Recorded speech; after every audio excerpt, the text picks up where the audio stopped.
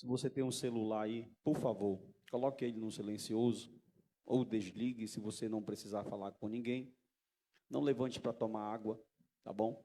Se a criança está no seu colo chorar, vá lá fora, pegue um vento com ela e vamos ouvir a palavra do nosso Deus, para logo após nós cercarmos a mesa do Senhor. Nesse momento, todo mundo vira católico, no sentido de reverência, tá bom? Ninguém se mexe, todo mundo prestando atenção para ouvir aquilo que Deus vai falar. Estava naquela leva de obreiros também o diácono Paulo. O diácono Paulo recebeu a unção conosco. O diácono Paulo está sentado bem ali. Levante a mão aí, diácono Paulo. Olhe lá, irmão. Quem é o diácono Paulo? Ali, ó. Olha lá, crente. Levante sua mão aí, diácono Paulo. Diácono Paulo não está em pecado. Diácono Paulo é crente, é homem de Deus. Pastor, por que ele não está aqui no púlpito? Porque está fazendo pequenos ajustes, tá bom? Às vezes a pessoa não vê o irmão aqui no púlpito e pensa que o irmão está em pecado, está passando por alguma dificuldade. Ele não está. Ele continua sendo servo, sendo crente, sendo homem de Deus, e brevemente ele estará retornando.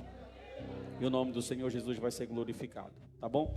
Eu senti necessidade de fazer isso, porque pode ser que algumas vezes ele se sinta constrangido, que alguém chegue com ele e fale: irmão, por que o senhor não está mais aqui em cima?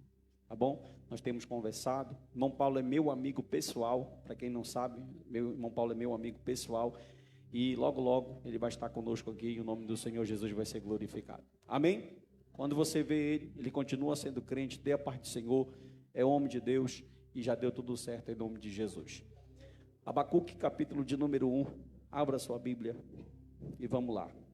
Domingo, que responsabilidade de ter essa igreja cheia aqui para ministrar a palavra do Senhor. Amém? Queridos, esse profeta aqui, como os profetas menores, não se sabe absolutamente nada dele, a não ser aquilo que o livro fala. As duas únicas referências que nós temos do profeta Abacuque, você vai encontrar nesse livro aqui. Não sabe quem é o pai, não se sabe quem é a mãe, não se sabe de onde ele veio. Por causa do capítulo de número 3, olhe para mim, por causa do capítulo de número 3 que nós lemos, que é um cântico, é uma forma litúrgica de um cântico, entende-se que Abacuque foi um levita. Por quê? Porque ele cantou no capítulo 3 todinho um cântico ao Senhor. Esse é um cântico de doxologia, um cântico de adoração. Alguns intérpretes, como Stanley Ellis, vão discordar dessa prerrogativa, porque dizem que Davi também fez vários cânticos, como os salmos, e ele não era um levita. A verdade é que ninguém sabe quem é Abacuque. A palavra Abacuque significa abraço. Jerônimo, o tradutor da Latina Vulgata, a Bíblia por latim, ele deu o nome de Abacuque a abraço. E Abacuque, ele está profetizando num tempo que não é muito bom. Pergunte por quê? Ele é contemporâneo do profeta Jeremias, e ele está em cena aqui no final daquele momento que o reino de Judá está sucumbindo. O reino do norte já caiu para a grande Assíria em 722. 10 tribos do norte foram devassadas ali, foram assoladas pelo rei da Síria. E agora ficou só o reino do sul. Lá no reino do sul nós temos 3 profetas, Jeremias, Ezequiel e Daniel. Preciso voltar a fazer meu cardio, irmão, tá? Ezequiel, Daniel e Jeremias. Esses 3 profetas, eles estão na Babilônia, eles estão ali participando daquilo que nós chamamos final do Reino do Sul. Só para você ter uma ideia, o cenário político internacional desse livro é o seguinte: tem 3 nações principais, diga comigo: Assíria, Egito, fale por favor, Egito e Babilônia. A grande Assíria caiu em 612, destruída por quem? Pelos babilônios. O grande Egito, a grande nação egípcia, que foi uma das primeiras em cena bíblica, caiu em 605 pelos babilônios. O profeta Jeremias, no seu livro, a partir do capítulo 25, vai narrar essa história chamada como Batalha de Carquemis. Então o inteirinho aqui, e o cenário é Assíria caindo, Egito caindo e Babilônia se estabelecendo como a primeira potência mundial. E o que restou são 3 levas, 597, 605 e 586. 586 é a última, quando os muros são destruídos e agora ficam os pobres e os miseráveis no Reino do Sul. O Reino do Norte já não existe. Uma coisa interessante, é que quando você pega o livro do profeta Isaías, no capítulo de número 7, você vai observar que o profeta, 13 anos antes, quantos anos? Profetizou que a Síria ia cair. Eles, como sempre, não acreditaram. Estou 10 anos profetizando aqui, tem gente que também não acredita. Ele profetizou, eles não ouviram e caiu. Qual era do reino do sul? Olhar para os vizinhos do norte e dizer assim, Deus não está brincando, realmente ele vai vir com juízo. E não ouviram. E o que aconteceu? Lá vem a grande Babilônia. Se você observar o capítulo de número 1, o versículo de número 12 até o versículo de número 17, para quem está com a Bíblia aberta, eu preciso que você abra a sua Bíblia.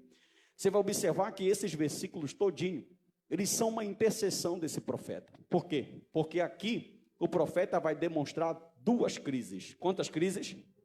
Ele simplesmente não entende. Tanto que se nós lermos alguns versículos, e nós vamos ler, ele vai dialogar com Deus. Presta atenção para mim com a Bíblia aberta. Você vai observar que o profeta Abacuque, ele não é como o profeta Ageu que aparece no cenário durante 4 meses. Quantos meses? E lança 3 profecias para o povo. A mais famosa é: a glória dessa última casa será maior que a da primeira. Só que Abacuque, ele não está profetizando para pessoas, ele não está profetizando para cidades, para reinos, para povos ou para nações. O livro do profeta, os 3 capítulos, ele está tendo um diálogo com Deus.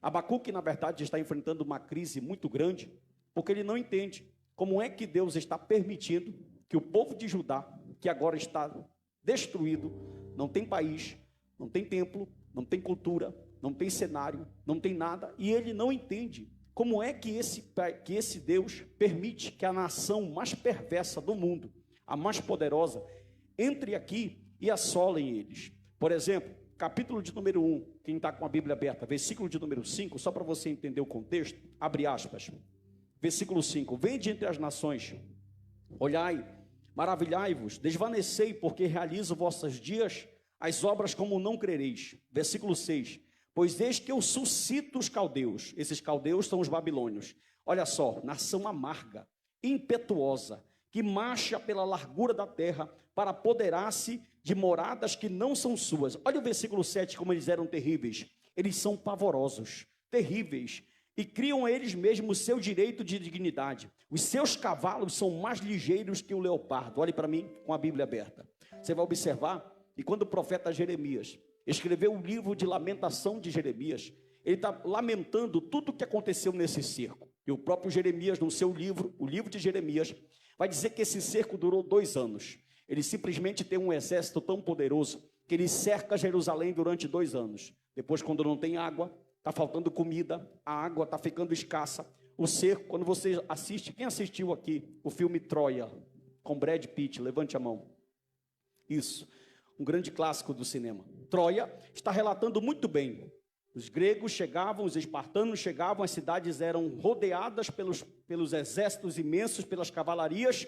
É o que está acontecendo aqui em Jerusalém. Olhe para cá. Só que agora, quando isso está acontecendo aqui, Jeremias está relatando que eles eram tão cruéis, que quando eles conseguiram adentrar em Jerusalém, eles pegavam, forçavam as mulheres, estrupavam as mulheres, matavam homens, crianças, jovens, idosos, quem tivesse pela frente. E ele vai mais além, que ele dizia que o choro era tão terrível, que algumas mulheres estavam grávidas. Os caldeus, babilônios, tiravam a criança de dentro da barriga, pegavam uma ave, colocavam dentro da barriga no lugar da criança e costuravam, porque eles eram terríveis. E isso aqui era a mão de Deus. Era o quê? Porque Deus não faz nada sem avisar antes aos seus profetas, como disse o profeta Amós. No capítulo 25 do profeta Jeremias, no capítulo 35 do profeta Jeremias, Jeremias se levantou num tempo de apostasia. Que tempo? No tempo que os reis estavam vivendo um tempo de fartura. Nós tivemos no reino de Judá alguns avivamentos. Por exemplo, o rei Davi foi um tempo áureo. O rei Salomão, nem se diga. Ezequias, um grande rei que fez os famosos aquedutos que traziam a água para Jerusalém. Foram então construídos os palácios, as casas de inverno, as casas de verão. Todo o tempo, todo o império foi construído. Entrou o rei Josias, teve um grande avivamento bíblico. E o último avivamento está acontecendo em cerca de 609 com o rei Josafá. Olhe para mim, dá um glória, irmão, para ajudar o pastor. para me relaxar aqui, isso, olhe para cá. Só que agora o que está acontecendo é que quando isso está acontecendo e a Babilônia começa a tomar força, ela já engoliu a Síria, que é uma grande potência. Ela já engoliu o Egito, que é uma grande outra potência. Gente, olha para você ter uma ideia. Quando você pega o livro do profeta Daniel, capítulo de número 1, eu estou te trazendo contexto histórico e contexto bíblico e mesclando. Você vai observar que o primeiro capítulo do profeta Daniel, eles estão procurando mão de obra especializada. Tanto que Ananias, Misael, Azarias e Daniel, Sadraque, Mesaque, Abednego e Beltesazar, estão passando por um treinamento, por uma faculdade, para eles se prepararem para servir diante do rei. Pergunte por quê? Porque a Babilônia, segundo Joséfo, tinha 1 milhão de habitantes. Pegue uma cidade 3.000 anos atrás, quanto tempo? E coloque 3 milhões de pessoas nela. Esse cara era tão poderoso que, segundo o doutor Rodrigo Silva e a arqueologia, tinha uma muralha na circunvizinhança com 162 milhões de tijolos com a inscrição Nabucodonosor, rei da Babilônia. Ele conseguiu, naquele tempo, 3.000 anos atrás, construir uma ponte entre o rio Eufrates e o rio Tigres, ou seja, era a cidade mais populosa, a cidade mais tecnológica e a cidade mais avançada do mundo. Só que os caldeus que moravam lá não era suficiente para suprir as necessidades do rei. Então o que ele fez?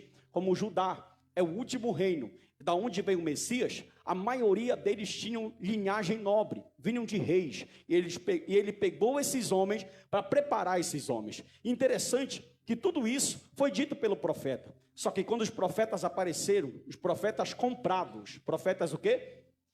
Profetas o quê?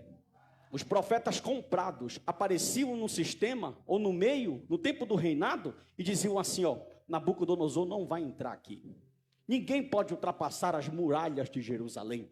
Essa cidade, ela não tem como ser ultrapassada essas muralhas. Isso aqui é uma fortaleza intransponível. Sabe o que aconteceu? Deus sempre tem os seus remanescentes. Deus levantou o profeta Jeremias, e o profeta Jeremias disse, está vindo aí a panela de pressão do norte. Está vindo aí, olhe para cá, irmão, por favor. Está vindo aí a águia do norte. Está vindo aí a grande Babilônia. Qual é a deles? Eles já viram que quando Isaías falou que o norte ia cair, caiu. Então era para eles fazerem o quê? Se converter. Sabe o que eles fizeram? Sai daqui, profeta doido. A Babilônia não vai entrar aqui. Babilônia não vai conseguir ultrapassar essas muralhas. Nós estamos vivendo um tempo áureo, irmão. A grande dificuldade, eu sempre digo, não é mais fácil você apostatar em tempo de escassez. Mais fácil é você apostatar em tempo de bonança. Olhe para a Europa hoje. Eles têm tudo. Educação, escola, melhor saúde, mas são ateus e são muçulmanos. Porque quando o conforto está muito grande, quando está dando tudo certo, o glória que é para Deus, às vezes vai para mim. Só que Deus pegou o profeta, e olha como começa, Abacuque capítulo de número 1, por favor. Abacuque capítulo de número 1, versículo de número 1 e 2. Olha como Deus começa falando com o profeta. Olha para cá, crente, deixa o pessoal sair. Diz assim, ó, sentença revelada ao profeta Abacuque, versículo 2. Aí ele vai dizer, até quando, Senhor? Eu clamarei, e tu não me escutarás. Gritar-te-ei violência, e não me salvarás. O profeta não está profetizando, mandando mensagem para as nações. Ele está simplesmente com uma interrogação imensa na cabeça. Pergunte por quê? Porque ele não entende. Como é que Deus permite que a nação mais poderosa, incrédula e perversa do mundo esteja afrontando o povo que é dele? Sabe por quê, irmão? Porque todos os reis dessa terra, sejam eles quem for, sejam os países que foram, pode ser China, Estados Unidos, eles têm um rei que governa eles. Eu estou falando de soberania de Deus. E Deus, olha como Deus é. Os babilônios têm uma conta para prestar com Deus. Sim ou não? Deus falou assim, ó, eu vou matar 2 coelhos só com um tiro. Presta atenção para mim. Eu vou usar vocês para pegar o povo de Judá. Eu puno Judá. Quando vocês punirem Judá, a conta de vocês aumenta mais ainda. Aí depois eu pego vocês. Porque Deus, ele não perde o controle da situação. E o profeta Abacuque aparece então no inteirinho de tudo isso aqui. E ele vai se apresentar com 2 crises. Ele está enfrentando uma crise. Capítulo de número 1, versículo 12. Por favor, coloca aqui, irmã Sandra. Versículo de número 12. Olha o que diz o texto. Até quando, Senhor? Não és tu desde a eternidade, ó Senhor meu Deus? Ó meu santo, nós não morreremos. Ó Senhor, para executar juízo, puseste aquele povo, tu, ó rocha, o fundaste para servir de disciplina. Pode colocar o demais. Tu és tão puro de olhos que não pode ver o mal, e a opressão não pode contemplar, porque pois toleras os que procedem perfidamente e te calas quando o perverso devora aquele que é mais justo do que ele. Na cabeça de Abacuque, Judá é justo. Tem muitos crentes que andam errando com Deus, fazendo o que não deve. E a desculpa deles é essa: pastor, eu não bebo, não vou no estádio e não fumo. E quem te disse que isso te coloca como limpo diante de Deus? Quem te disse que isso te isenta de uma culpa diante de Deus? Quando Deus te criou, Ele te criou para um propósito. E se esse propósito que foi criado para ti, pergunte qual, pastor? O propósito de Deus para nós é que nós tenhamos a nossa vida para a glória do seu nome. Tudo que sai desse propósito, olhe para mim, bem baixinho, tudo que sai desse propósito é idolatria. Tudo que sai desse propósito está longe dos parâmetros de Deus. Escute, não me leve a mal e não me entenda mal. Eu não estou falando de religiosidade. Eu não estou falando de você virar uma beata e colocar uma saia lá no teu pé. Eu não estou falando de você viver só engravatado num calor de 35 graus aqui no Pará. Eu estou falando de você ter comunhão com Deus Altíssimo onde você estiver. Sabe por quê, irmão? Porque no momento mais difícil que apareceu para essa nação aqui, no momento mais terrível, quando todo mundo pensava que tinha acabado, o profeta Isaías apareceu em cena. E ele teve uma visão no capítulo de número 11 do livro, e ele disse assim, ó: eu olhei como uma grande mata, para você entender no português paraense, eu olhei como uma grande fazenda. Eu estou parafraseando o texto. Eu olhei como uma grande fazenda e vi todas as árvores arrancadas, queimadas, despedaçadas. Porém, ponto e vírgula, tinha o tronco da raiz de Jessé. E ele disse assim, ó: e esse tronco que não foi arrancado, ele vai frutificar. Por quê? Porque Deus só estava querendo ensinar uma coisa para o povo. Escute aqui para mim. O que é pior? Pegar uma prensa de Deus? Não, o que é melhor? Você viver a sua vida todinha do jeito que você quer ir para o inferno? Ou pegar uma prensa do Deus Todo-Poderoso e virar crente verdadeiramente? Calma, calma. Deixa eu te explicar. Pergunte por quê. Porque por mais triste que seja essa história, por mais terrível que seja essa situação, que eles passaram 70 anos ali sem ver sua pátria, sua casa, seus filhos, seu templo, sua cidade, dentro daquele cativeiro aconteceu uma coisa que mudou a vida desse povo para sempre. E eles não voltaram de lá, nunca mais as mesmas pessoas. Pergunte por quê. Talvez você não entenda de Bíblia, entenda só de Instagram. Como eu entendo um pouco de Bíblia, olhe para mim aqui. Dentro do cativeiro da Babilônia, o Senhor curou eles da idolatria. Não, irmão, dá um glória que você não entendeu isso. Dentro do cativeiro babilônico, o coração daquele povo foi curado de um problema que eles tiveram 40 anos no deserto com Moisés. Moisés sobe no monte, 32 do Êxodo. Quando ele sobe, tem o que lá? Um bezerro. Moisés vai andando, quando ele vê, tem uma neustã, estão adorando a serpente. O povo aprendeu idolatria no Egito, saiu do Egito, mas o Egito não saiu deles. Só que lá para a Babilônia, Deus falou assim: olha, vou levar vocês para lá. Terra estranha, povo estranho, costume estranho, língua estranha, mas lá eu vou tratar com vocês. E agora, como é que Deus vai fazer o profeta entender isso? Limitado. Homem como você, por exemplo, quem serve a Deus aqui, levante a mão. Só a metade, né? Vou perguntar de novo. Quem serve a Deus aqui, levante a mão. Glória a Deus, olhe para mim. Você que serve a Deus, está ali na linha. Escute, irmão. Não tem ninguém perfeito aqui. Do que vos fala ao que está ali na porta. Nós somos pessoas que estamos numa comunidade evangélica, querendo melhorar nossas ações todo dia, para conseguir viver bem e em comunhão. Quem crê assim, diga amém. Aqui está todo mundo no mesmo barco. Que barco? Todo mundo precisa do sangue de Jesus para ser salvo.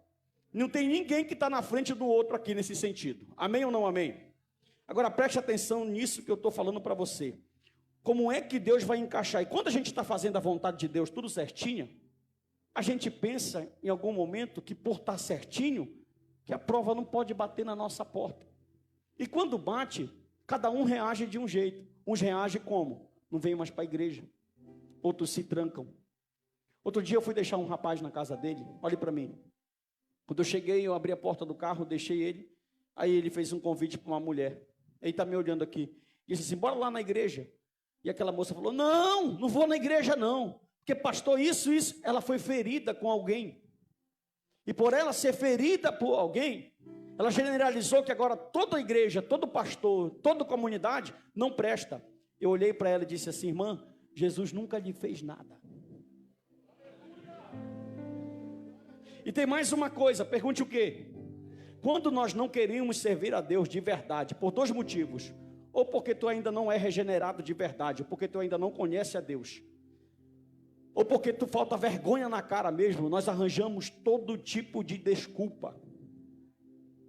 A gente coloca defeito no teclado, a gente coloca defeito no hino da harpa, a gente coloca defeito na pregação, a gente coloca defeito no ar-condicionado, a gente coloca defeito no som, a gente coloca defeito no barulho do glória, que é muito alto do irmão, porque o nosso coração não está aqui, e onde está o nosso coração, é ali que a gente vai almejar aquilo.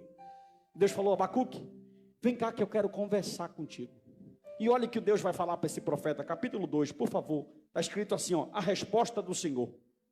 Abacuque é ali indeciso, e pergunta a Deus, e Deus responde, por-me-ia na minha torre de vigia, e colocar-me-ei sobre a fortaleza, e vigiarei para ver o que Deus vai me dizer, e que resposta eu terei da minha queixa. Ele apresentou a queixa para o Senhor e disse, eu quero uma resposta.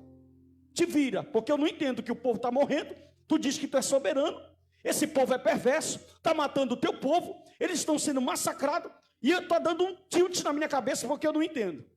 E Deus vem falar com ele da seguinte maneira, capítulo 2, verso 2. O Senhor me respondeu e disse, faz o seguinte, eu não vou falar só contigo, Abacuque, eu quero falar contigo com o povo, pega uma tábua, meu Deus, segura, pega uma tábua bem grande, e tu vai escrever nela, porque todo mundo, escuta, diga assim comigo, a cena é de cerco. Vocês estão ouvindo? O que é cerco? É que os babilônios estão entrando e metendo espada, lança, flecha, estão matando todo mundo. E o profeta está nesse interim, conversando com Deus e pedindo uma resposta. E Deus fala assim para ele, eu vou responder para ti, mas não só para ti, porque tem um monte de gente que está com dúvida também aí no meio. Então pega uma madeira bem grande e escreve. 2. O Senhor me respondeu, escreve a visão, grava sobre tábuas, para que possa ler até quem passe correndo, porque a visão ainda está para se cumprir no tempo determinado, aleluia, mas se apressa para o fim não falhará, se tarda espera, porque certamente virá e não, eis o soberbo, tu vai escrever assim ó, a sua alma não é reta nele, mas o justo, escuta, o povo está correndo, meu Deus, irmão, me ajuda no glória, Patrick, o povo está correndo e está escrito no outdoor, numa madeira, 2 frases, qual a frase? Aí, o soberbo quando passa, ele escuta assim, no soberbo a minha alma não é nele, porque ele não é reto, aí quem está correndo vê, mas o justo viverá pela fé, segura, quando eles estão correndo e olhando para o outdoor, quem está em falha com Deus, está dizendo assim, ó, eu estou passando por isso porque eu sou desobediente mesmo, porque Deus não está comigo, aleluia, que culpa Deus tem que tu te meteu nessa barca furada? Só que tem uma solução. Oh glória.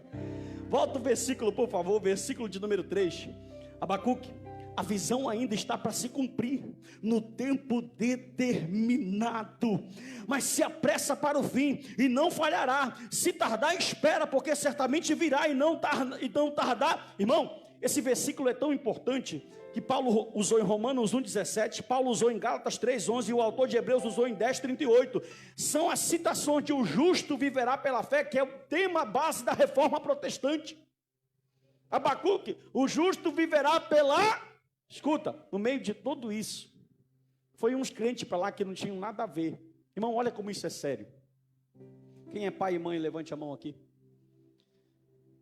Uma decisão errada que tu toma influencia na vida da tua mulher e dos teus filhos. Tem pessoas que estão sendo deportadas para a Babilônia, que nunca desonraram a Deus, mas por causa do pecado e da desobediência do povo na forma coletiva, eles estão indo. Só que escuta, crente não tem problema com geografia. Pegou. Onde ele chegar, ele é crente. Meu Deus, tem uns que só conseguem ser crente na igreja dele, ou se tiver o pastor dele, ou se for na igreja que o avô dele fundou, que o tio dele fundou. Crente é crente na Babilônia, no Egito, na Pérsia, na França, na China, na Europa. Ele não tem problema com geografia. Escuta, os que foram deportados crentes, continuaram crente, continuaram servo, porque um regenerado não pode se desviar de forma nenhuma do caminho do Senhor. Me prova, pastor, provo. Egito, quem é que está lá? José, crente. Assíria, quem é que tem lá? Crente. Pérsia, quem é que tem lá? Neemias, crente. Lá na Pérsia, Esté, crente. Lá na Babilônia, Daniel, Ananias, Misael e Azarias, crente. Escuta, pode estar adorando Baal, Nego, Belsazar, Sadraque, Marduque, mas eu tenho certeza que quem é crente, aleluia. Deus está falando para o profeta assim, Abacuque, eles só estão pagando o preço pelas desobediências que eles, mas quem é justo? Oh glória! Sabe que eu glorifico a Deus? Levante a sua mão direita. Eu glorifico a Deus que todo dia tem prova, todo ano tem prova, todo dia tem, levante a mão que eu estou profetizando, todo dia tem luta, entra ano e sai ano tem luta, entra mês e sai mês tem luta, mas nós continuamos justos porque vivemos pela fé, continuamos de pé porque vivemos pela fé, continuamos de pé porque vivemos pela fé, aleluia. Agora escuta, só há uma maneira da tua fé ser renovada. Pergunte qual? Pelo livro que tu não gosta de ler, que está na tua mão. Vocês poderiam ficar sem essa, mas olhe para mim. A partir do capítulo 2, do versículo de 6 a 20, o profeta que está em crise vai para outro nível. Ele sai de um nível de ansiedade, depressão e dúvida e vai para um nível de avivamento. Porque só o que aviva... Como assim, pastor? Do versículo 6 a 20, nem parece mais o mesmo profeta. Por quê? Porque do 12 ao 17 ele reclamou. Do 1 ao 5 ele teve a resposta de Deus. E depois que ele teve a resposta de Deus, do versículo 6 até o versículo de número 20, ele vai estar mangando dos caldeus. Como assim? O mesmo profeta que não entendia, vai falar 5 ais. Olha aí, ó, versículo 6. As do que acumulam o que não é seu. Falando para os babilônios. 2. Ai daqueles que ajuntam na sua casa bem maus adquiridos. Ai daqueles que edificam cidade com sangue. Versículo 12. Ai daqueles que bebem, que dão bebida ao seu companheiro. 2,15. 5. Ai daqueles que dizem a madeira acorda e a pedra desrespeita. Ou seja, não é o mesmo profeta mais angustiado, o mesmo profeta em crise. Já é um profeta vivendo pela... Escute, diga assim, sem fé.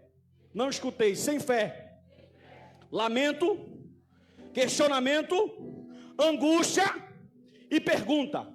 Agora diga assim, com fé, aviva, Senhor, a tua obra. Por que angústia? Por que sofrimento? Por que dúvida? Simples, não tem resposta. Irmã, toda vez que você vê uma pessoa num bar, gastando todo, olha como é demoníaco isso, não é natural. O camarada trabalha, vamos pegar 2 profissões aqui, não desmerecendo, mas que são pesadas, pedreiro e carpinteiro, que o cara trabalha muito, pega sol e ganha pouco, sim ou não? Pega todo o dinheiro que ele ganha no final de semana e vai gastar na porta de um bar, com uma mulher que ele não conhece, que na maioria das vezes não é mulher dele, não é esposa dele.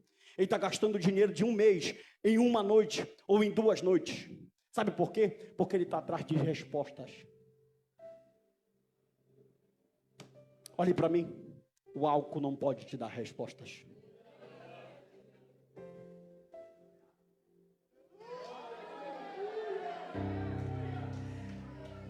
Vou te mostrar a resposta.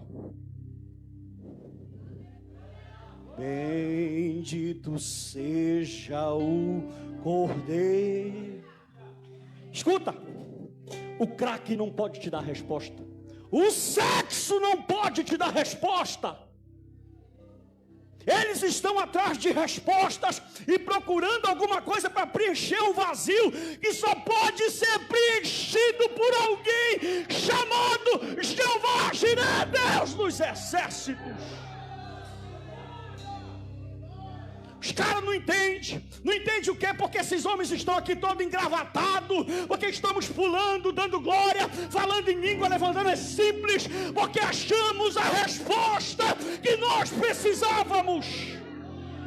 E que resposta é? Levante a sua mão direita para você receber. Eu sou o caminho, eu sou a verdade, eu sou a vida.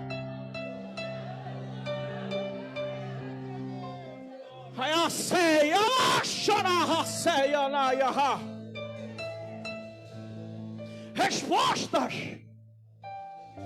Escuta, Deus é tão misericordioso que Ele falou a Abacuque: eu vou mudar o teu humor. Glória. Vou falar de novo. Abacuque, eu vou te tirar do estágio de lamento, angústia e questionamento e vou te fazer um cantor. Aí no 3, dobra a página. Ele vem cantando desde o primeiro. Tenho ouvido, Senhor, as tuas declarações. Está cantando. E me sinto alarmado. Aviva, Senhor, a tua obra. Ó Senhor, no decorrer dos anos e no decurso dos anos, faz ela conhecida. Quando chega lá no 17. Ainda. É outro Abacuque. Aumenta o volume. Diga. Segura. Calma. Como é que o cara que está cantando isso está olhando para todo canto e está vendo só mato, gente morrendo? Tu só quer cantar? De novo, vai. Ainda. Levante a mão. Vai. Aumenta esse volume. Abre a tua boca e declara.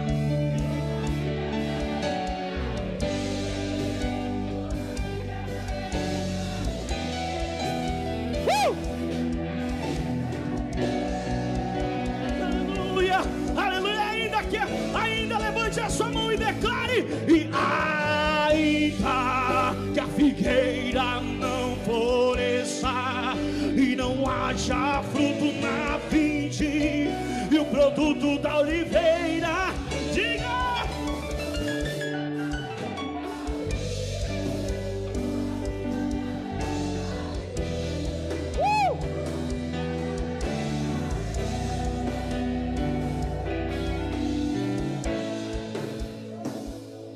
Escuta.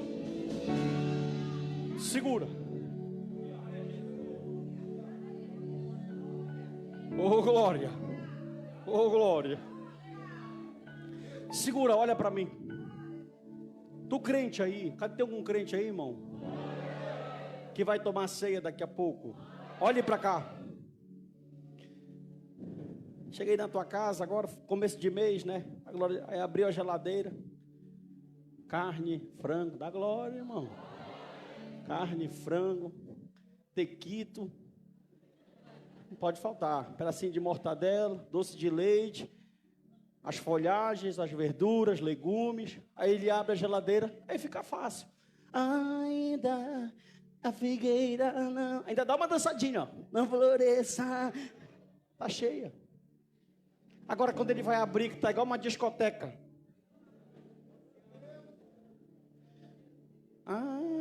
Ainda que a figueira não floresça. A cena do cântico é se alegrar quando não tem. E só consegue isso quem está avivado. Ah, Jesus. Meu Deus. Por quê, pastor? Porque quando eu não estou avivado, eu só consigo se o bolso estiver real. Mete a mão no bolso. Não vou te pedir dinheiro, pode meter, vai. Pode meter a mão no bolso aí. Mete, estou esperando. Procura a nota aí. Puxa, vou puxar o meu. Tá cheio, ó. Tem nada, irmão, aqui nesse. Diga assim, não tem dinheiro, mas tem avivamento. Aleluia. Escuta, como assim, pastor? Você não presta atenção no que você lê. Olha o que ele diz no versículo 18. Todavia eu me alegro no meu salário.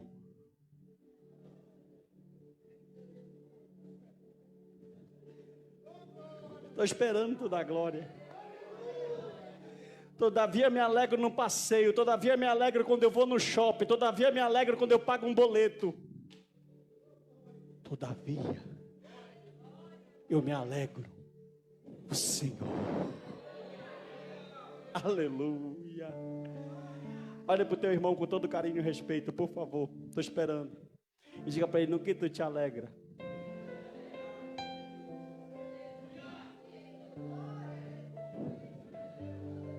Escute, irmão, por favor. Pastor, meu marido foi embora de casa. Ou é livramento ou Deus tem a tratar. Olha, segura, olha para mim. Pastor Narciso, perdi o emprego. Quando tu aprender a ser crente, Deus te põe de volta lá. Porque é melhor um desempregado crente do que um empregado desviado. Olhe para mim. Pastor Narciso, estou na luta, estou na dificuldade, estou na peleja. Olha para ele, olha e fala, te alegra.